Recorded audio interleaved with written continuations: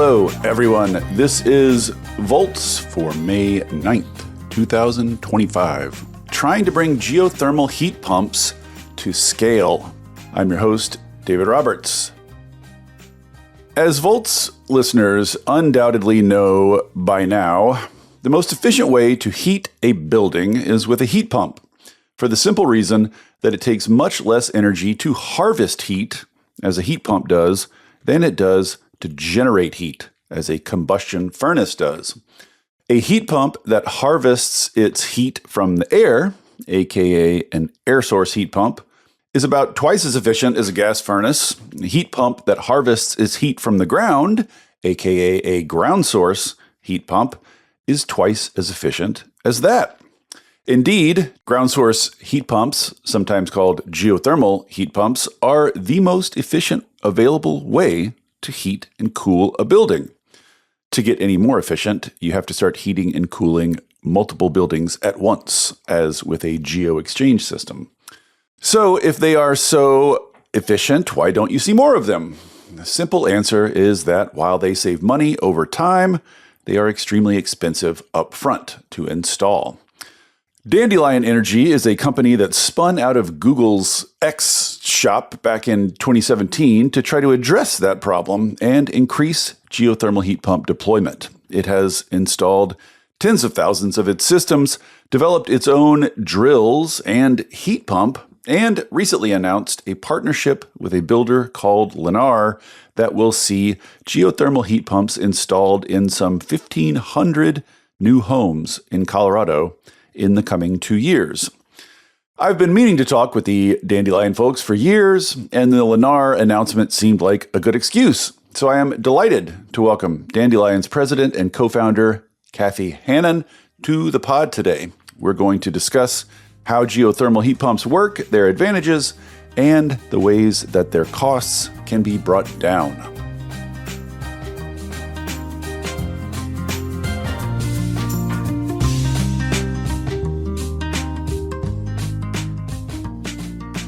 With no further ado, Kathy Hannun, welcome to Volts. Thank you so much for coming. Thank you. I'm delighted to be here. It's been a long time coming. I swear we talked years ago for something, but I searched on Volts and I can find no sign of it. So it must have been pre-Volts, but It was. You wrote a really helpful overview of the different types of geothermal. oh, right. And you were thoughtful enough to actually include geothermal heat pumps. And we use that pretty often to help explain what the technology is to people. So it's great to speak with you again. Yeah, that was my own crash course learning about geothermal. I guess that was back in 2018. Good grief. Well, anyway, good to have you here. So I'm going to ask you a bunch of questions that I'm sure you've answered a gajillion times, but just as a treat for you to do a nice thing, let's start by talking about the news that I'm sure you are actually excited to talk about, which is this Lennar deal. Tell us a little bit about how that deal came about, and are you aware of anyone else in the U.S. installing geothermal heat pumps in numbers like this?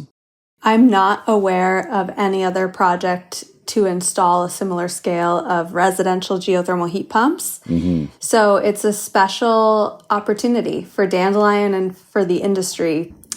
I thought your introduction was great. And it is true that the main thing holding geothermal back is the upfront cost. And when you have a chance to install 1,500 of something at once, that alone can go such a long way to bringing down the cost. But the deal came together because Lennar has a reputation among home builders for always looking at new technologies and new products they can offer their homeowners. And they're also, like many builders, facing some pressure to electrify in various states where they make new homes. Worth noting that this is taking place in Colorado, which has all kinds of building code things and building laws and laws about decarbonization of various sectors. There's a lot pushing in Colorado. That's right. And one thing in Colorado, there are many factors which we can get into later, but now builders have to pay, for example, to extend gas. If they want gas to a new development, it's no longer a socialized cost. So the state is taking real steps to level the playing field and even boost the chances for electrification through some nice incentives there. But Yeah, so anyway, they were interested in finding alternatives to air source. And we explained, yes, there is the upfront cost and sort of need to put in a ground loop. But when you do it 1,500 times in a row on a brownfield construction site, it's actually not that expensive. And then, the homeowner can benefit from this really premium, high performance, low cost system forever. And Lennar benefits as well in a lot of ways, specifically in Colorado, because the incentives are so favorable for geothermal. It's actually more cost effective for them upfront as well. So everyone's incentives were aligned to make this happen. Obviously, doing this 1,500 times at a single site will mean that each one of those individual installations is cheaper than the average, sort of standalone installation. Yes. For obvious reasons. You can share drills and share labor and et cetera. But the second part of that question is, do you expect doing this at scale at 1,500 homes, do you expect that to lower costs going forward? In other words, is the 1,501st installation going to be cheaper because of learning through doing, or I don't know, buying equipment in bulk? How do you expect costs to come down? And if so, how? Yes. Well, first to clarify, the 1,500 homes will be across 14 different communities in the suburbs of Denver. But your point is still absolutely correct that nonetheless, you do have the ability to just stand up drilling resources in that area. And the overhead is very low when you're doing so much volume, which is why commercial drilling tends to be cheaper than residential drilling in general, right? One-off residential is so much cheaper because a lot of the cost of drilling is getting the rig there, setting it up, figuring out what you're drilling into, taking it down, transporting it to the next site, and you're able to amortize all of those costs. But to your question, it already has lowered the cost of geothermal for the 1,501st home. Our manufacturing partner is able to invest in more automation and sort of a higher scale line. You mean the company manufacturing the heat pumps that you install?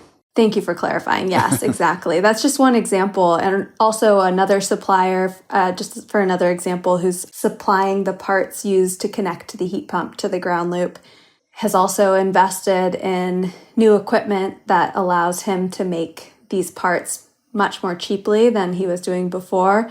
I mean, one takeaway is just the geothermal industry, the geothermal heat pump industry has been operating at a relatively small scale to date. Yes. It's all very bespoke. It's all very sort of one-off. It's not set up currently for modularity and cost reductions. That's correct. So even at a 1,500 home scale, which is really small compared to every other HVAC product that's used mainstream in the United States, even at that scale, we're seeing significant cost decrease. And to me, it's very exciting because it's okay, there's so much low-hanging fruit here.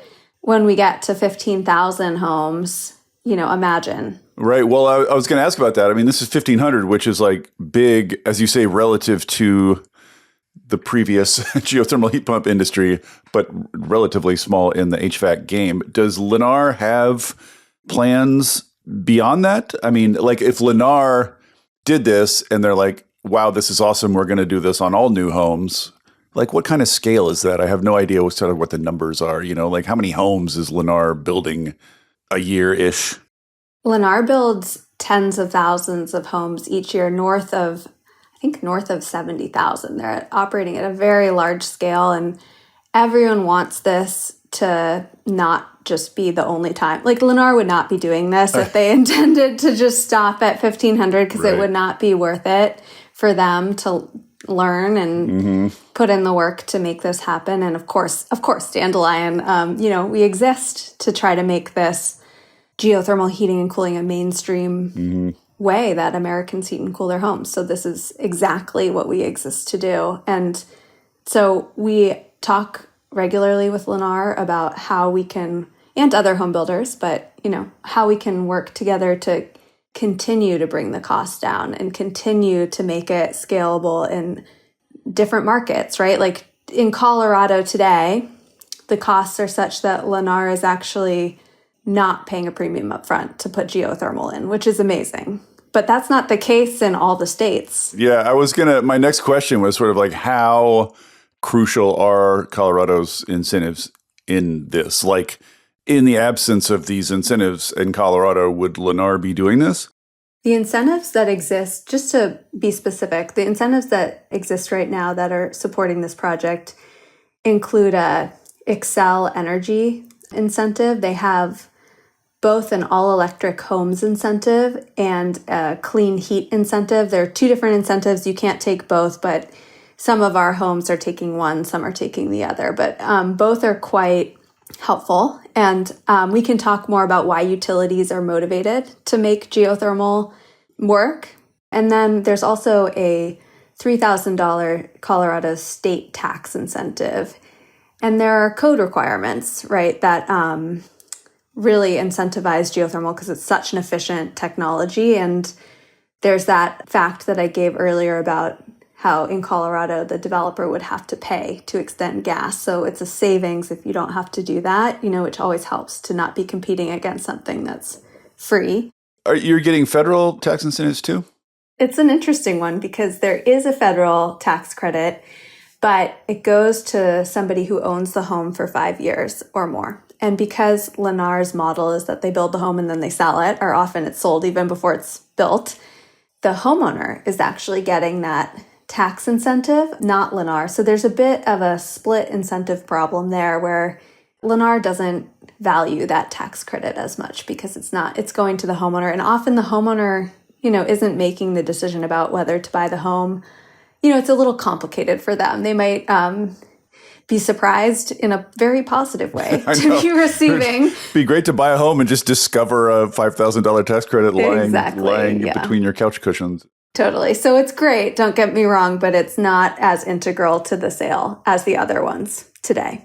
Okay, well, let's back up just for listeners maybe who aren't familiar kind of with the general idea of what's going on here. Let's just talk a little bit about ground source heat pumps in general. So air source heat pumps, they pull heat out of the air, they dump heat into the air.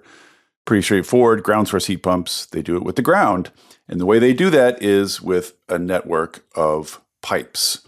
And this is, I guess, the main reason that it's more expensive than alternatives is you have to do this digging and laying of pipes. So just to start with, are you mostly doing this in suburbs? Like, how urban of an environment can you do this in? Because I'm just guessing that urban environments, even underground, have more stuff in your way, more existing infrastructure and other kinds of pipes and things. Mm-hmm. Whereas like a suburban yard, I'm guessing, is an easier target. Is it mostly suburban single-family homes that are getting these? What you're saying is correct, that it is more challenging in many ways to drill and install ground loops in an urban environment. And yet, I don't know that it's more common today to see geothermal in the suburbs than in urban environments. There's a lot of geothermal being installed in colleges and university settings, commercial buildings, that type of thing. There's also quite a bit going on in more urban communities, multifamily buildings. There's some utilities experimenting with thermal energy networks. Yes, we're very familiar with those over here. Yes. Okay, great. And then Dandelion has been mostly focused on suburban residential, but I don't think it's the focus of many others in our industry. For production new construction, you have the advantage of sort of the easiest drilling conditions that you can imagine because it's just a blank slate with nothing. So that's helpful to make it very cost effective in that scenario. How do you, like if you're just going to a house in the suburbs, Dandelion, how do you know if there's stuff buried under there? Like, are there city records? Do you have to dig and look? Like, how big of a problem is that?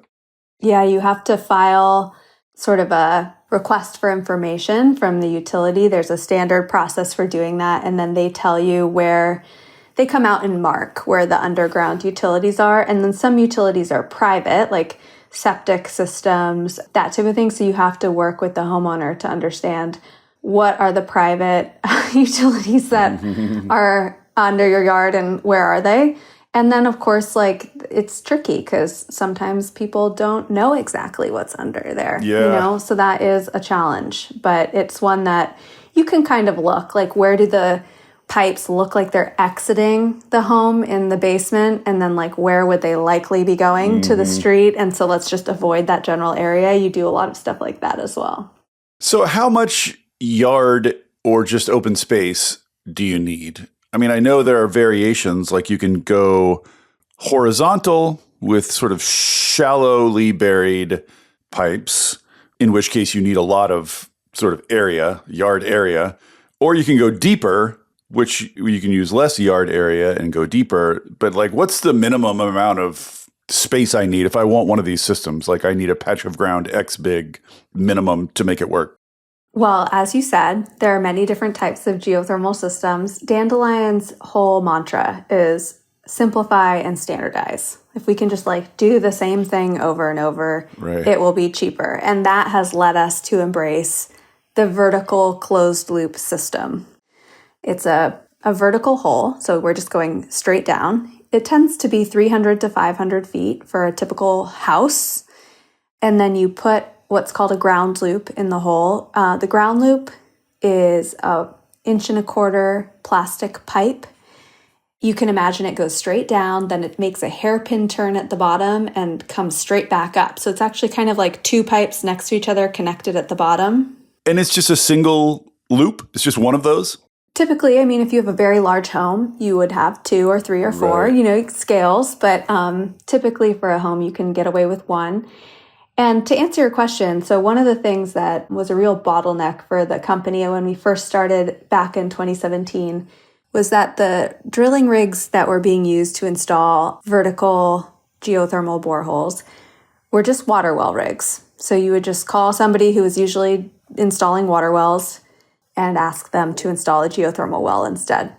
But these water well rigs, they typically serve more rural customers by their nature, the people who tend to need water wells, and they tend to be very large. They're truck mounted. So the rig is mounted on a big truck, and they're very messy. They create like a lot of mud and just debris. And so about half the homeowners who were interested in getting our product in those early years, we had to disqualify because the rig would not fit in their yard. Oh, interesting.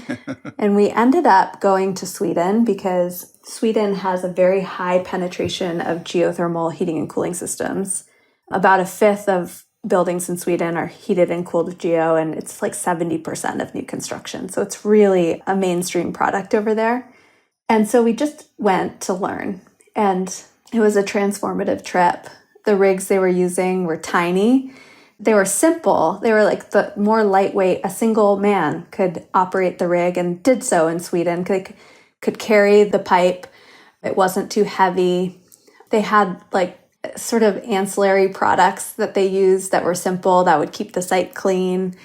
And the rig was mounted on tracks, meaning instead of having wheels, it sort of looked more like a bulldozer? Yes, like a bulldozer. Exactly. Probably not what you want to call to mind. But no, it's a good example. It's like that's exactly right. So when you have a piece of equipment mounted on tracks, it has a very tight turning radius, and it also doesn't disturb the ground as much because the weight is more evenly distributed. So anyway, the Swedes basically took us under their wing. And I'm like not kidding. They really did. They taught us their ways. And we couldn't copy exactly what they were doing because Sweden has different like laws and highway rules, and like they use different trucks. Everything's slightly different than in the US. So we had to Americanize it, but we basically took the concepts that they were using in Sweden and built them over here in the US and created a very residentially friendly, much less expensive, much cleaner approach to installing those ground loops. So this is a very long-winded way of answering your question. So today in a retrofit, you really don't need much patch of ground at all. Like we very, very rarely disqualify somebody today for not having enough land. I can't think of the last time that happened. If you lived on a very steep slope or something like that, that might be a problem. But so you just need a pretty small patch because you're going straight down. That's right. I don't know that I had put that together. And so one of the big advantages of ground source heat pumps is they're more efficient than air source. What are the numbers on that? I said 2x in my introduction, but I think that's very rough. Like, that is right. What are the actual numbers? I mean, of course, it depends on the weather, right? The colder the winters, the warmer the summers, the more geo will excel. This is the question I was going to ask. So this is kind of what I thought. So the more extreme your weather on either end, hotter and colder, the more geothermal is going to be advantageous over air source, basically. Yep, that's right. And it is about twice as efficient. Like in our Lennar project, for example, homeowners will pay about half on their utility bills of what they would be paying if they had adopted air source. So that's about right. That's interesting. And back on the drills briefly, it occurred to me, since you're only doing one loop, I guess maybe this doesn't apply, but I just wonder, like, anytime you talk to anybody geothermal, it's always sort of better to go deeper. It's always hotter, deeper, and you can always get more energy the deeper you go. So is there talk or innovation around that side of the drilling? Like, would it be meaningful for you to be able to drill much deeper, or do you feel like you're going like sort of the right depth? The idea that you get exponentially more energy as you get hotter for geothermal electricity, it's not as applicable to heat pumps. Going deeper isn't necessarily better. If we hit a geology that has a lot of water production, for example, we might decide to put in multiple shallower holes because it's just easier. It kind of depends on the conditions at a given site, whether it makes sense to do a greater number of shallower holes or fewer deeper holes. But it's the impact of the change in temperature. We're only going 300 to 500 feet, so it's not a gradient that makes a big difference. Right. And the deeper you go, the more pumping energy you need, the greater your head loss. Like, these factors are more significant for us. Well, speaking of pumping, these systems mostly use water, or as I understand it, in very cold climates, there's a little bit of antifreeze in the water. Is there any innovation around that? Is there any thought that like some other kind of fluid might carry heat more efficiently? Is there any looking into that, or is water, good enough here? There is looking into that and thought about that. Absolutely. Water's pretty good, but the type of antifreeze you use can matter. So what's standard in the industry today is propylene glycol, which has some nice properties. It's not toxic. It's pretty inexpensive. But the viscosity of the fluid increases as the fluid gets colder. So as you reach your sort of highest heat loads, like end of January, your loop is the coldest it will get. You need to make sure your viscosity doesn't increase too much to get in the way of your pumping requirements. And there are other non-toxic antifreezes that have better properties than propylene glycol. They're cheaper, they have lower viscosity when it's cold.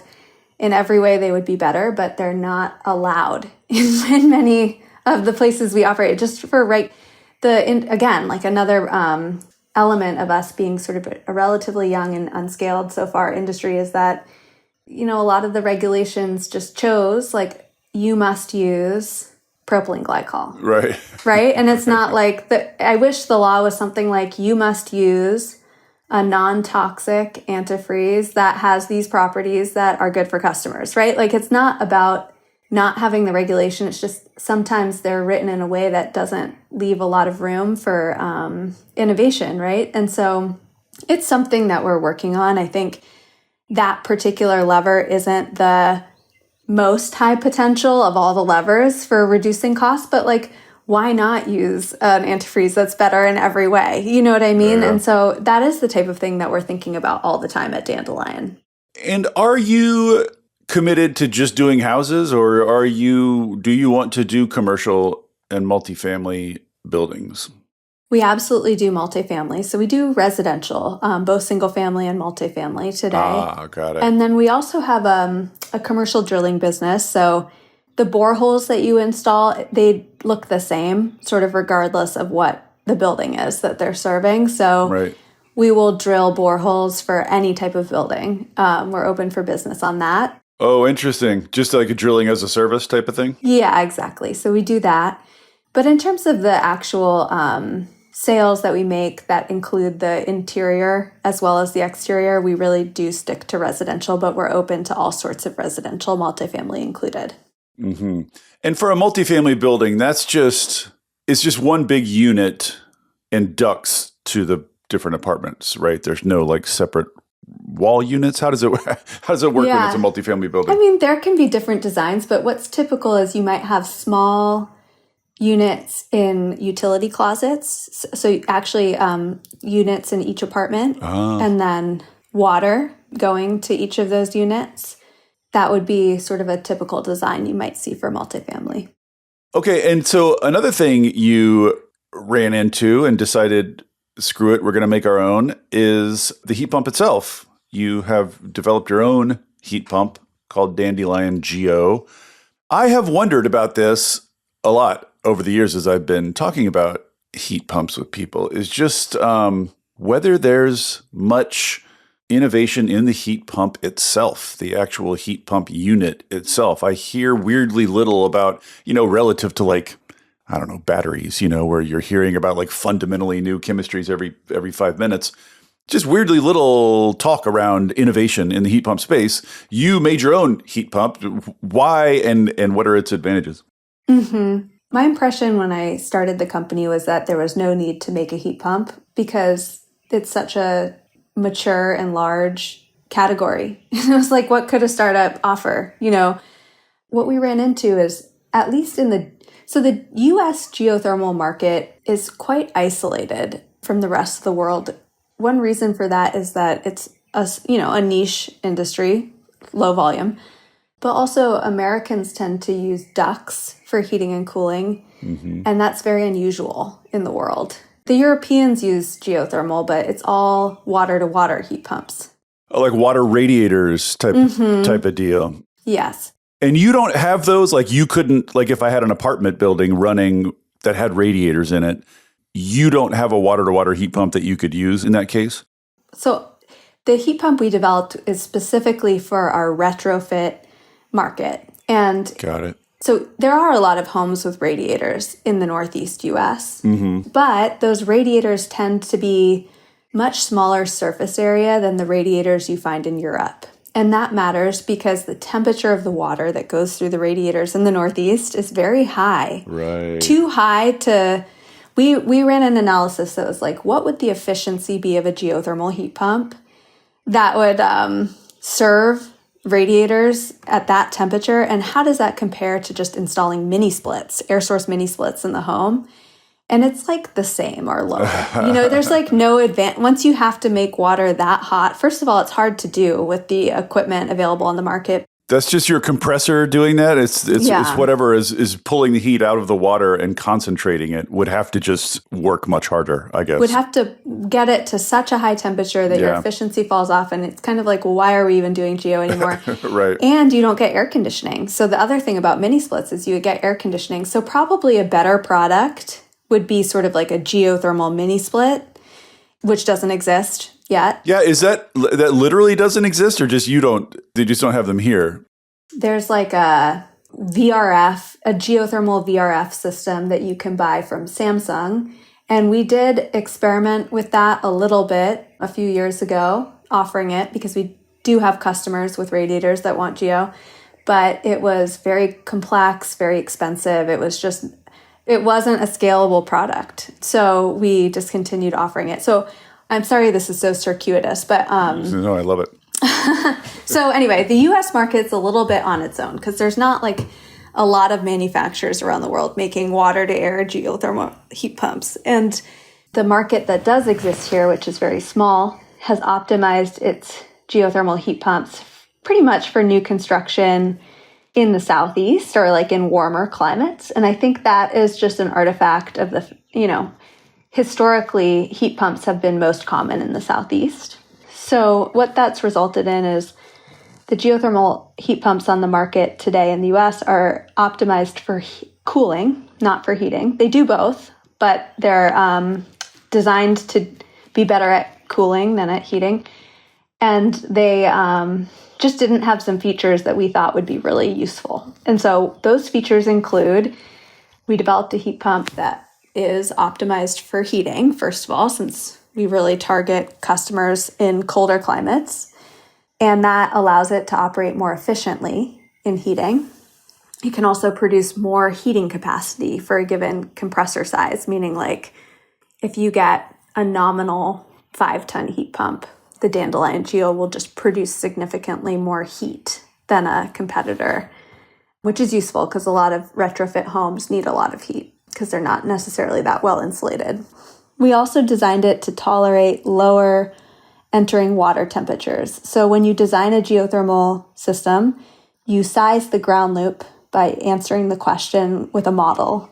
How long does this ground loop need to be so that it never goes below 30 degrees Fahrenheit? And 30 degrees is just the industry norm. It's what a lot of heat pumps are designed for as a minimum.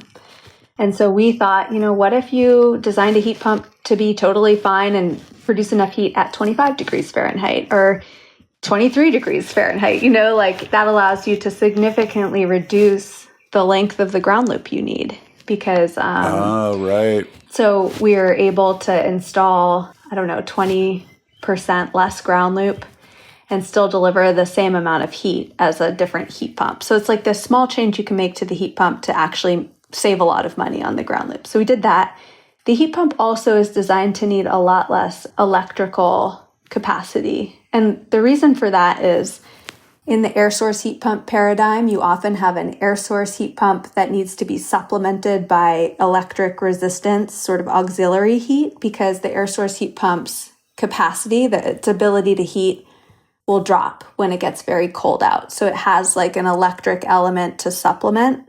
Which is very intensive, electrically speaking, uses a lot of electricity. It is. And the geo industry had just adopted that same template to geo heat pumps. But there's no need to adopt it in exactly that way because the key advantage of geo is that even when the outdoor temperature drops significantly, the geo heat pump does not lose its capacity that much. And so what we did was our heat pump still has an auxiliary heating element just in case something goes wrong with the heat pump. It's like a safety mechanism, right? But we've designed it so that only a small amount of that auxiliary heat is able to come on at the same time as the main compressor because you're never going to need more than a very small amount. Right. And so that allows us to sort of share the electrical capacity between the compressor and the auxiliary heat because they'll never both be on at the same time. And the reason that was useful to do is that a lot of homes that switch to heat pumps of any type run into the issue of not having enough capacity on the main panel, and then they need to go through a main panel upgrade, and it's very expensive, and you have to work with the utility. It can be like $5,000 to $9,000 or more if you've buried lines, and it's just a big fiasco. So we want to avoid that wherever we can. Oh, right. And you do that by keeping just electricity demand tamed. Right. So our 6-ton heat pump, which is the largest size, needs about 60 amps of main panel capacity, whereas a competitor unit would probably need 120 or more. So it like halves the amount. And then the last feature, and then I'll like give it back to you, but a lot of our retrofit homes were designed to work for furnaces, of course, because that's what, and furnaces heat air to a higher temperature than a heat pump does. And so as a result, you don't need your ducts to be as large because if your air is hotter, you don't need as much of it to carry heat. So that's a huge friction point for retrofitting homes with ducted. Do you find yourself having to replace ducts a lot or enlarge ducts a lot? We did all the time before we made this heat pump, but then we designed the heat pump to produce hotter air than is typical for heat pumps. And so that really reduced the need to fiddle with the ductwork, which saved everyone a lot of cost and complexity. So yeah, anyway, you're getting a sense. It was just like the product that we wanted to exist that was really tailored to the retrofit case just didn't really exist. And so we decided it was worth it for us to create the product we wanted to exist. Are you selling those independently? Like, are you selling them to other installers or other people? We aren't currently focused on that. We use them mainly for our own customers. The decision was, now that we're so focused on the opportunity with new build, so we've really shifted our focus as a company in recent years from the retrofit market to the new construction market. Can we talk about that for a second? I was going to ask you about that.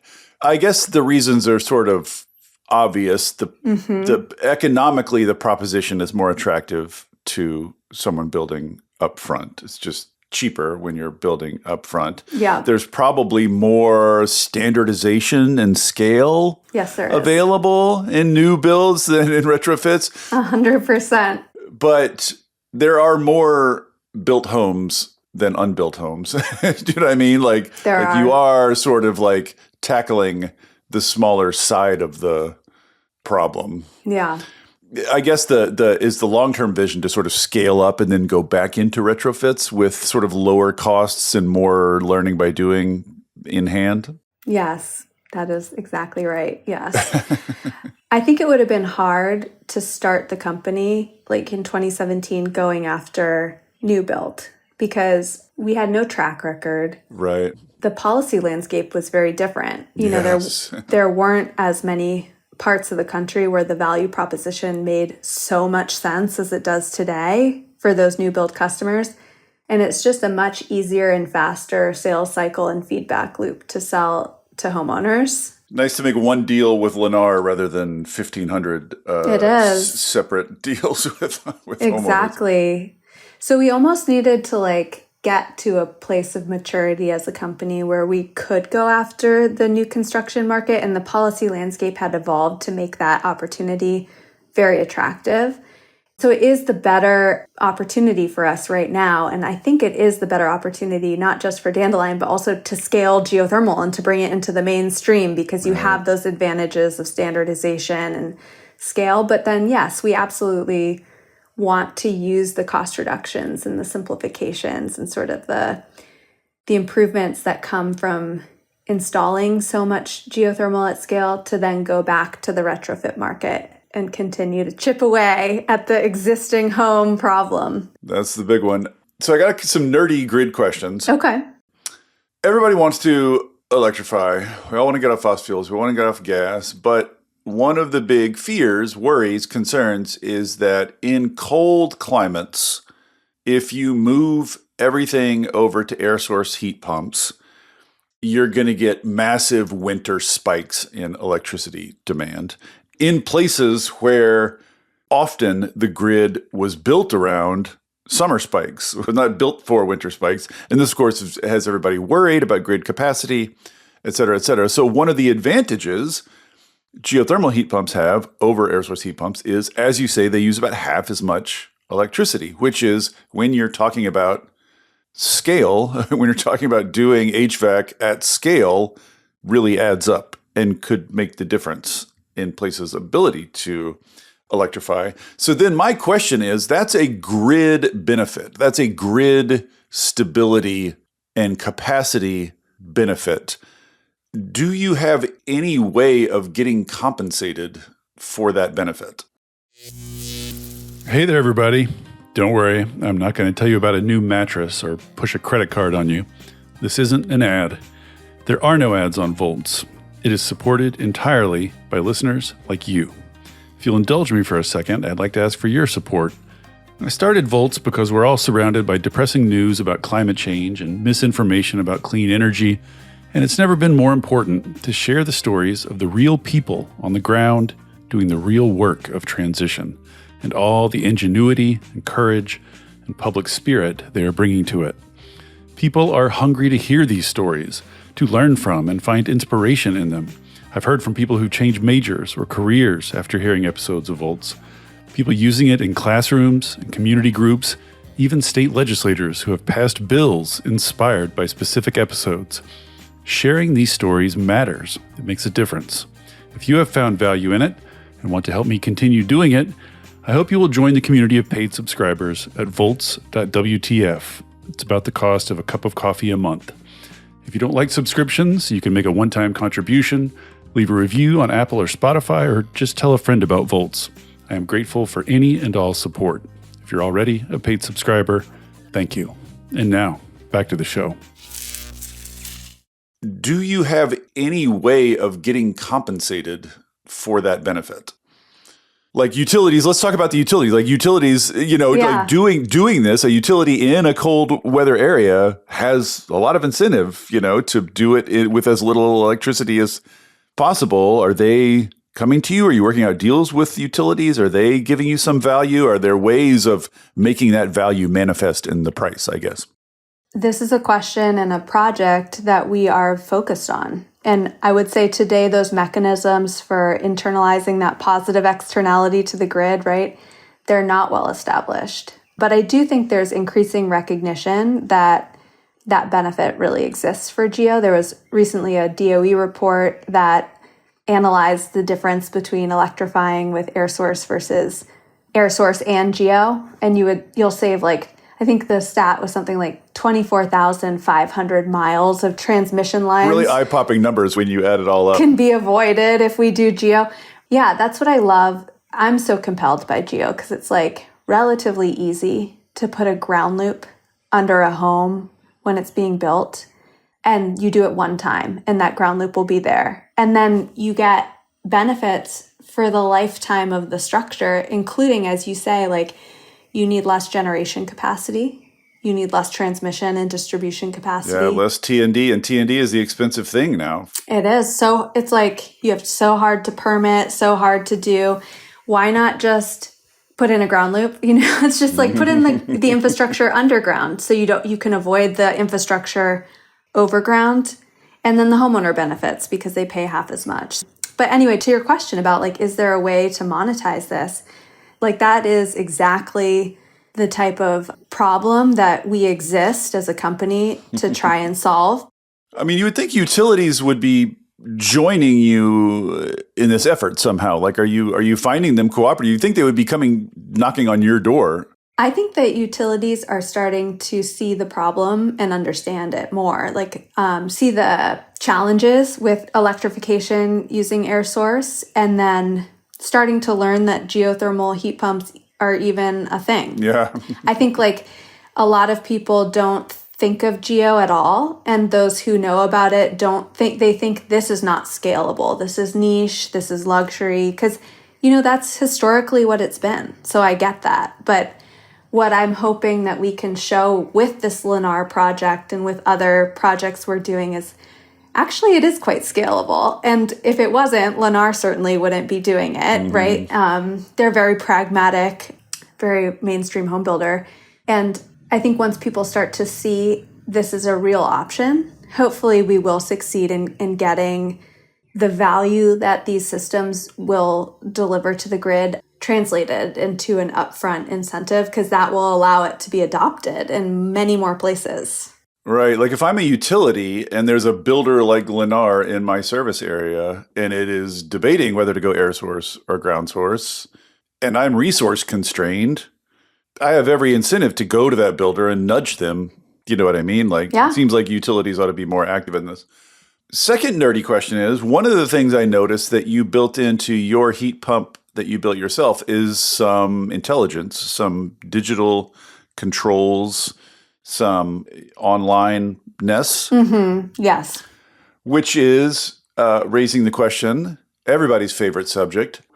You are now installing a bunch of devices that you can communicate with and control centrally. So have you thought about VPPing your GSHPs, by which I mean coordinating your geothermal heat pumps in a way that is helpful to the grid from a central, is that on your radar? It's something we've talked about, but it's kind of funny. One of the implications of the fact that geothermal heat pumps are so efficient, even when it's very cold or very hot out, is it's actually less valuable to control them in that way than it would be if you had a much less efficient piece of equipment. Because you're not actually moving that much electricity around, Exactly. I guess, because they're not using that much electricity in the first place. That's right. So whenever we've run the analysis, the value we could earn by doing that was just not worth it to actually go through the effort. But that could change. I mean, certainly if that changes and the incentives are there and it feels like something that would be good for our homeowners, we would absolutely be excited to try something like that. That's funny. Like, we use so little electricity, it's not worth it. Is like, that's like a good problem to have, though. It is. It is. It's like, you just put a ground loop in, and then that's all you need to do. Set it and forget it. Well, here's something I really want to press you on, and it's something that has bugged me since I first found out about y'all and found out about ground source heat pumps in general. And it really comes up with like this Lennar thing, which is the only way to make heating those Lennar homes more efficient than putting ground source heat pumps in is all those houses having heat pumps inside them, but sharing a field of pipes, sharing pipes, basically, rather than having each their own individual installation of pipes in their yard. It seems to me just sort of like mathematical that you're going to save if you have multiple homes sharing the same field of pipes. And I can see why that's super difficult to engineer in the retrofit market, because you would need multiple homes right next to each other, all wanting to do it at the same time, etc. But in new construction, why on earth not just build a big shared field of pipes? Well, I'm glad you asked, but I am a little more skeptical that you would save a lot of energy by connecting all the homes. I mean, let me start by saying the reason that we are doing individual loops is that, again, we're just focused on scalability, simplicity, cost effectiveness. And one loop, one home, it's just very simple, very scalable. You know, it's very resilient. If something goes wrong with one home's loop, none of the other homes care or notice.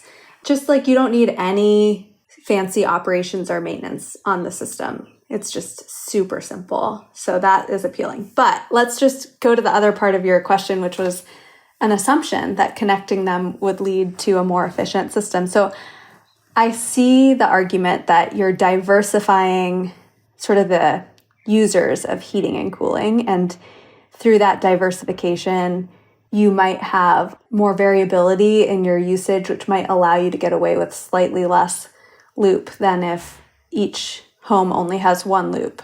But I will say, like, all the homes are homes. And so they're all going to have the same assumptions around. Yeah, this is not a mixed use. It would be different if it was a mixed use development sharing a network. Totally. But if it's all homes, they're going to have probably like roughly synchronous demand. And certainly the curves. Loop would have to be designed assuming that they have identical right. demand, right? So it's like no one is going to be cooling while you can't assume some of the homes will be cooling while others are heating. They're all going to be heating at the same time. Right. They're all going to be cooling at the same time. And then if you connect to the loops, all of a sudden your underground infrastructure becomes way more expensive. And you have way more pumping energy you need to pump the water everywhere between all the homes. You have to do a lot more excavation to connect all the loops. You have a lot more maintenance. You might need to actually create a separate pumping station to manage all of it. It's going to be a lot more. You might actually use more energy just because you're going to be using a lot more pumping energy than you will be using with individual. So I think in the case of like a urban center where you have commercial buildings next to residential buildings and some are heating and some are cooling, then it makes a lot of sense. And some buildings have a lot of waste heat, like your data center or your factory or whatever has a lot of heat they can dump into the network. Yeah, if you had like a data center in South Dakota next to a neighborhood, that would be a great option. But if you just have a bunch of homes in Denver, Colorado, single loop is the way to go. Interesting. I hadn't really thought about that. We're getting near to the end. I did want to press a little bit more on how vulnerable you are to Trump, basically. So, I mean, you're a young, as you say, sort of nascent industry, kind of scattered, a little bit low scale, a little bit niche still, trying to sort of consolidate, grow, standardize, bring down costs, etc. But right now, at least, a lot of what you do depends on incentives, Colorado incentives, federal incentives, etc. Trump is, I don't have to tell you what he's doing. Like, are there things he could destroy that would meaningfully hurt your business? It's a question that we've thought about, as you can imagine. I imagine quite a few people are thinking about it. If I could make my pitch to the Trump administration, what I would say would be there is no HVAC system that is more aligned with what appear to be the Trump administration's goals as geothermal heating and cooling, because all of our heat pumps are made in the United States. They're manufactured here. What other piece of HVAC equipment can you say that about? Yeah, so maybe like tariffs won't hurt you. Like you specifically are not going to come in for a lot of pain from the tariffs. We hire local drillers and HVAC installers to install them, and then they're harvesting American energy from the ground. Yeah, couldn't be more domestic. And it's like the most domestic possible way of heating and cooling. And as we talked about in this conversation, you make the grid way more efficient. So you're able to accommodate all that AI data center demand and, all of the constraints that are coming. Like, this is actually like such a cheap, efficient way to accommodate sort of a more efficient and resilient grid. But yes, to answer your question, it would be much better for us if the geothermal tax credits were preserved. All the clean energy tax credits were going to be, or maybe are still going to be, merged into this sort of tech neutral tax credit. Is there right now a specifically geothermal tax credit that you're making use of? It's not specific to geothermal, but there's two different primary tax credits that the industry benefits from. There's 48A, which is a commercial tax credit. It's the same one that's used for batteries and other types of geothermal and solar. And then there's 25D, which is a residential tax credit. So that one goes to the homeowner. And I would say that it will be much better for the industry if the tax credits remain. Because as you said, it's like we are at the threshold. And if they do go away, because of that split incentive issue I told you about, where the builder does not today benefit from the federal tax credit as it goes to the homeowner. This is true for single family. It's in the case of a multifamily owner that retains ownership of the building for 5 years, they would actually benefit from the tax credit today. So it would really affect that use case. But in the case you're seeing, like with the Lennar project, for example, it's the homeowner that gets the tax credit. And so if that tax credit goes away, that part of our business should be resilient because, Lennar doesn't really make their decision based on that tax credit anyway. But I would say while I think Dandelion will weather that storm, should it happen, of course, it will be so much better for the industry if the tax credits remain in place. Yeah. And supposedly Chris Wright, our new DOE secretary, loves geothermal. That's what they say. That's what they say about him. Who knows how much he really knows about it or if he's familiar with all the varieties, but that's what they say. I certainly appreciate that about him. All right. So wrapping up, let's talk a little bit about your plans or your sort of vision for the future. Because one of the questions I get a lot about this whenever I bring up this subject is it sort of seems like a nice thing where it works for all the reasons we've discussed. But if it's going to be meaningful on a climate level, you need scale. Do you know what I mean? It needs to be going beyond thousands a year to tens of thousands, 50,000, 100,000 a year. What is the pathway to that scale, I guess? Maybe let's just start proximately. Right now, you're still, as I understand it, available in the Northeast, a set of Northeast states. Let's start with where are you currently available and where do you plan to sort of expand next? Mm-hmm. Dandelion serves home builders and multifamily developers anywhere in the United States. But we do tend to see our greatest uptake is in the Northeast, the Mid-Atlantic, and Colorado. Though we do have projects outside of those places. So like if I, up here in Seattle, got a Dandelion system, it would be a Dandelion approved contractor installing a Dandelion manufactured heat pump in my home. Yes, that's how it would work.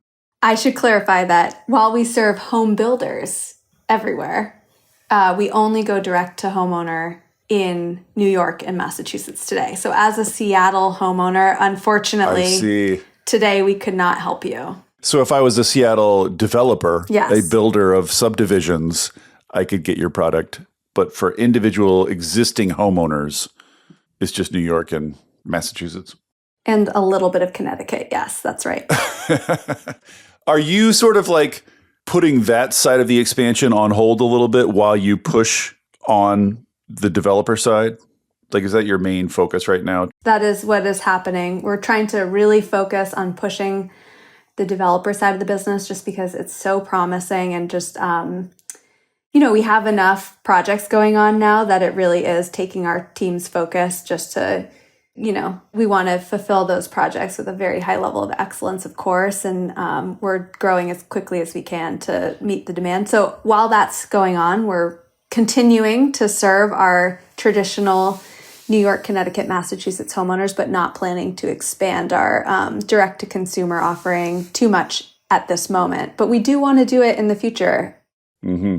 So then back to the previous question, like, do you see a path to meaningful scale here? It's such that it could make a difference in the macro numbers.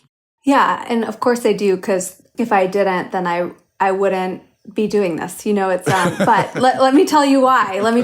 I guess like one thing I would just point out is that, again, like using the Lennar example just because it's recent, Lennar is a very pragmatic home builder and they want the best product at the best cost for their homeowner.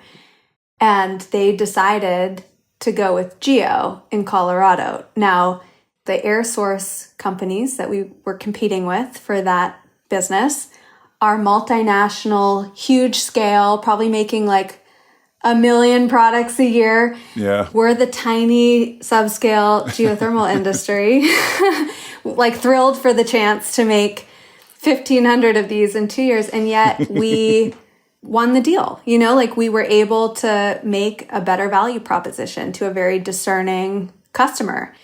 And part of the way we were able to do that is by partnering with the utility, Xcel Energy, and having them recognize the value of Geo to them. And I think that model can be copied.